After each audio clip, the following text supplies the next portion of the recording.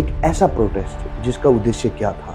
NEET का leak paper या इसके पीछे थी राजनीति? देखो, उस दिन एक ऐसा माहौल बना कि उन प्रदर्शनकारियों में से एक प्रदर्शनकारी उठ के बोलता है कि चलो संसद की तरफ। क्या ये एक प्लानिंग थी या विद्यार्थियों में सचमुच इस चीज का आक्रोश था कि नीट का पेपर लीक हो गया है? देखो, ये था तो आंदोलन विद्यार्थियों का ही, लेकिन इसमें कुछ राजनीतिक पार्टियों ने अपने हित के लिए उसमें आग में घी का काम किया। मैं आपसे पूछना चाहता हूँ कि आप कभी विद्यार्थी नहीं थे? मैं भी विद्यार्थी था, आप भी विद्यार्थी थे, और विद्यार्थी कभी भी इतने आक्रोश में हो ही नहीं सकता कि वो अपने देश की संपत्ति को, सरकारी संपत्ति को नुकसान पहुंचाए, जब तक कि उसको उकसाया ना जाए। ऐसा ही यहाँ पर हुआ।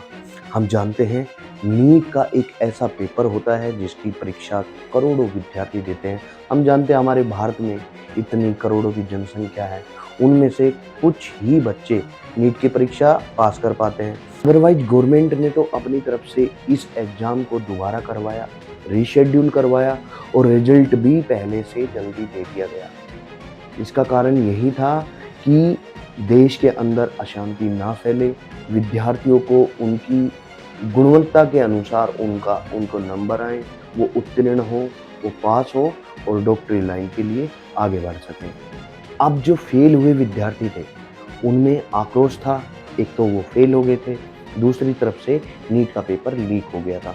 तो कहीं ना कहीं उनके मन में डाउट जा रहा था कि नीट का पेपर लीक हुआ है। अब पता नहीं किस तरीके से चेकिंग हुई है, क्या हुआ है क्या नहीं, कि जिसकी वजह से हमारे नंबर भी कम आए और हम पास नहीं हो पाए। तो ऐसा करते करते उन लोगों में पहले से ही आक्रोश था, और कुछ सत्ता के भूखे भेड़ियों ने उनमें जाके बत्ती लगा दी। अब सुनना मेरे दोस्तों, यहीं से ही असली खेल शुरू हुआ।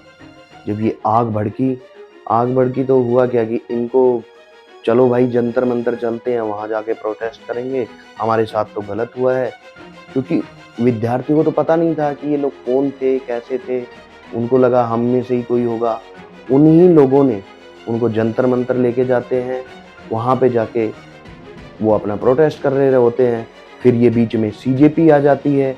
सीजेपी आके वहाँ पे अपना भाषण चालू कर देती है, आज़ादी दो, हमें ये करो, हमें वो करो। इन बेचारे भोले भाले विद्यार्थियों को तो पता ही नहीं होता कि हमारे साथ गेम क्या हो रहा है असली, हमारे साथ हो ही क्या रहा है। वो उस चीज़ को जानते ही नहीं थे कि आगे होने वाला क्या है। फिर सत्ता के कुछ भूखे भेड़ियों ने उन विद्यार्थियों के साथ देने का नाटक करना शुरू कर दिया। और देखो, मैं किसी भी गवर्नमेंट के पक्ष में नहीं हूँ। मैं ये नहीं बोल रहा मैं बीजेपी के साथ हूँ, मैं ये भी नहीं मैं कांग्रेस के खिलाफ हूँ, और मेरा ये भी नहीं कि मैं सीजेपी के साथ हूँ। ये नहीं, मेरा किसी गवर्नमेंट पार्टी से मेरा कोई लेना देना नहीं है। मैं साथ खड़ा हूँ सिर्फ विद्यार्थी के साथ। एक विद्यार्थियों को किस तरीके से पागल बनाया गया, जबकि उनका इन चीज़ों से बेचारों का कोई लेना देना था ही नहीं। उनको खामखा गुमराह किया गया कि ऐसा करने से ऐसा हो जाएगा, ऐसा करने से ऐसा हो जाएगा। अब आप सोचो, मेरे हिसाब से मोदी की तीसरी या चौथी वीडियो आ चुकी है इसी प्रदर्शनकारियों में से कुछ प्रदर्शनकारियों की मांग होने लगी कि अब धर्मेंद्र प्रधान का इस्तीफा दिलाया जाए और एक नई शिक्षा प्रणाली बनाया जाए, जिसके अंतर्गत इस तरीके की जो गतिविधियां हैं, जो टेस्ट वेस्ट लीक होते हैं, ये ना हो। लेकिन आप ही बताइए, अगर कोई भी चोर चोरी करेगा तो सजा चोर को ही मिलनी चाहिए ना कि उसकी माँ को।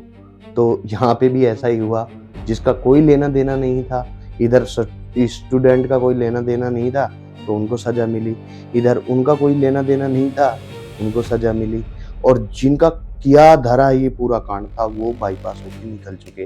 राजनीति पार्टी को अपनी रोटियां सेकनी थी, उनको अच्छे से सेक ली उन्होंने। दूसरी तरफ जो इसमें टेस्ट एजेंसी थी, उसका पूरा पूरा फेलियर था। अदरवाइज इतना बड़ा पेपर कैसे लीक हो सकता है। और अंत में मैं अपने दोस्तों से कहना चाहूँगा कि आप अपनी मेहनत पर भरोसा रखें, अपनी मेहनत, अपनी काबिलियत पर भरोसा रखें। जय हिंद, जय भारत।